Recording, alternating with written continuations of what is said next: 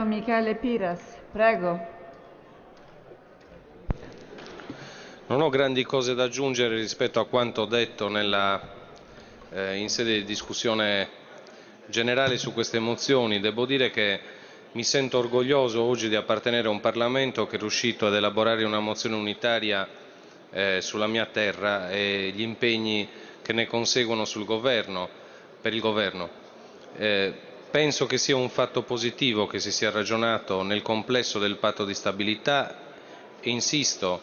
che penso che questa sia la via che vada seguita per tutto il territorio nazionale, perché tutto il territorio nazionale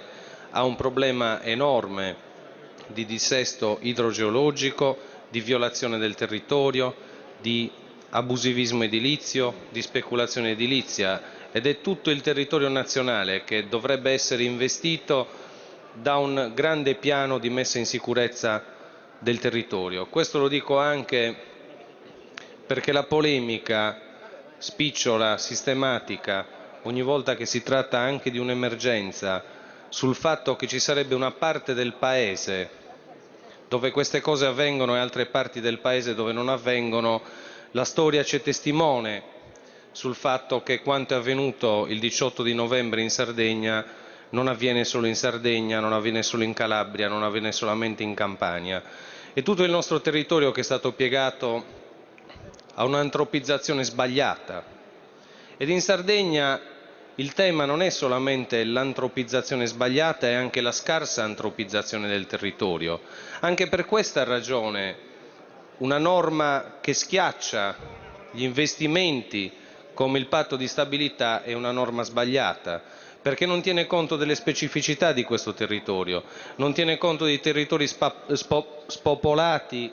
che non hanno, diciamo, l'opera anche individuale di cura e manutenzione del territorio. Questo accade anche in Sardegna e questa è anche una delle ragioni per cui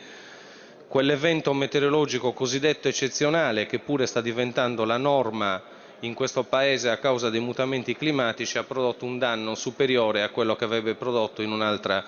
condizione. Noi abbiamo bisogno di mettere in campo una politica di questo tipo, che potrebbe far rinascere il nostro Paese, che potrebbe dare tanti posti di lavoro, che potrebbe evitare tante morti, tanti danni e tanti dispersi. Abbiamo bisogno di ricostruire un'armonia fra le esistenze, le vite, gli insediamenti urbani degli uomini e delle donne con la natura. Perché mi è stato detto in questi giorni, e io lo trovo assolutamente giusto e lo vorrei lasciare a verbale, che vincoli idrogeologici, prima di metterli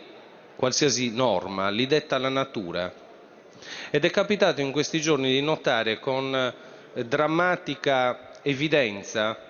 il fatto che gli antichi, che pure non avevano la nostra consapevolezza, non avevano la nostra scienza e la nostra conoscenza, costruivano imposti che non sono stati per nulla toccati dall'alluvione di questi giorni. Ed è accaduto anche in passato la medesima cosa. I centri storici della mia Sardegna, quando piove oltre la norma, solitamente non vengono toccati. Chiediamoci perché. E chiediamoci perché allora servirebbe un passo di discontinuità rispetto a quello che è stato in questi anni, servirebbe un passo di discontinuità rispetto al prevalere degli interessi del profitto sulla sicurezza delle persone, servirebbe un passo di discontinuità rispetto agli interessi dell'edilizia sugli interessi delle persone, perché abbiamo un patrimonio edilizio talmente ampio che basterebbe recuperare quello per dare sfogo al bisogno abitativo che pure è grandissimo in questo Paese. Ci sono paesi nella mia regione che hanno 3.000 abitanti e hanno case per 9.000 abitanti. Ci sono paesi nella mia regione che hanno 10.000 abitanti e case per 20.000 abitanti. Questo è il segno, è la testimonianza più concreta di quello che è stato fatto in questi anni, per cui è incomprensibile che ci siano alcune parti della politica, e sono purtroppo nostro malgrado trasversali, che pensano che invece bisogna continuare a costruire, che pensano che invece i vincoli esistenti vadano rimossi, che pensano invece di favorire nuove costruzioni dove oggi non si può costruire. Ed è quello che è successo in questi anni in Sardegna, perché che se ne dica, la mia regione ci ha provato a fare la guerra contro l'abusivismo, lo fece negli anni '80, quando ancora in tutto il territorio nazionale probabilmente si parlava e si ragionava d'altro, e abbiamo una legge urbanistica che è un orgoglio per la mia regione, che è stata sistematicamente violata, e questo io non credo che sia un problema genetico del mio popolo, credo che sia un problema che allude